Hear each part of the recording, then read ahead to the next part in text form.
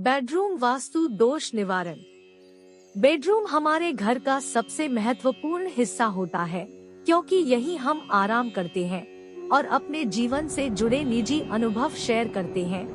हमारे जीवन का एक बहुत बड़ा समय बेडरूम में ही सोते हुए गुजरता है। कई बार बेडरूम को वास्तु दोष का असर हमारी लव लाइफ पर भी पड़ सकता है। कुछ आसान उपाय कर इस दोष को दूर किया जा सकता है। आइए जानते हैं ड्राइंग रूम से जुड़े वास्तु दोष के निवारण के लिए ये वास्तु उपाय। वास्तु दोष निवारण टिप्स। बेडरूम की सबसे इम्पोर्टेंट चीज है पलंग। वास्तु के अनुसार पलंग दक्षिण या दक्षिण पश्चिम दिशा में होना चाहिए।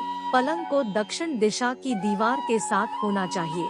सोते समय सिर दक्षिण की ओर और पैर उत्तर में होने चाहिए। ध्यान रहे पलंग दीवार के एकदम बीच में होना चाहिए। यही पलंग की बेडरूम में एकदम सही दिशा है। बेडरूम के दरवाजे की बात करें तो वास्तु के अनुसार दरवाजा कभी भी बेड के सामने नहीं खुलना चाहिए। दरवाजे हमेशा अंदर की ओर ही खुलने चाहिए। इससे पॉजिटिव एनर्जी घर में आती है। दरवाजा हमेशा पूर्व में होना चाहिए। वास्तु में गोल शेप वाले दरवाजों को अशुभ माना जाता है। दरवाजे हमेशा चौकोर होने चाहिए। दरवाजे के साथ साथ खिड़कियां भी पूर्व की दिशा में होनी चाहिए। यदि आपके बेडरूम में खिड़कियां दक्षिण या पश्चिम दिशा में हो तो उन्हें पर्दों से ढककर रखना चाहिए। मिरर बेडरूम की एक खास जरूरत है। वास्तु के अनुसार मिरर या ड्रेसिंग टेबल को बेड के सामने नहीं रखना चाहिए। मिरर की बेडरूम में सही दिशा है उत्तर पूर्व। इससे घर के सदस्यों के मान सम्मान में बढ़ोतरी होती है। इसके अलावा किसी दूसरी दिशा में मिरर का लगाना अशुभ माना जाता है।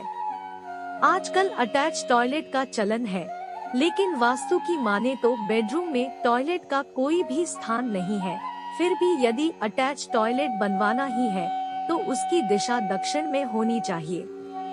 बेड के अंदर बर्तन, किताबें, टूटा सामान, खराब इलेक्ट्रॉनिक सामान, दवाइयाँ इत्यादि न रखें। प्रेम को बढ़ाने के लिए घर के दक्षिण पश्चिम भाग में कांच या सिरामिक पॉट में छोटे छोटे पत्थर या क्रिस्टल्स डालकर लाल रंग की 2 मोमबत्तियां जलाएं। इससे सकारात्मक ऊर्जा फैलेगी। घर के ईशान कोण का बहुत ही महत्व है। यदि इस दिशा में पति पत्नी साथ बैठकर पूजा करें तो उनका आपस का अहंकार खत्म होकर संबंधों में मधुरता बढ़ती है। वास्तु के अनुसार कमरे की पूर्व और उत्तर की दिशा को खाली छोड़ना चाहिए। इन दिशाओं से आने वाली हवाओं और सूर्य की रोशनी में किसी भी प्रकार की कोई अड़चन नहीं आनी चाहिए। इसीलिए इन दिशाओं में कोई भी भारी सामान न रखें। इन दोनों दिशाओं से ही रूम में पॉजिटिव एनर्जी आती है।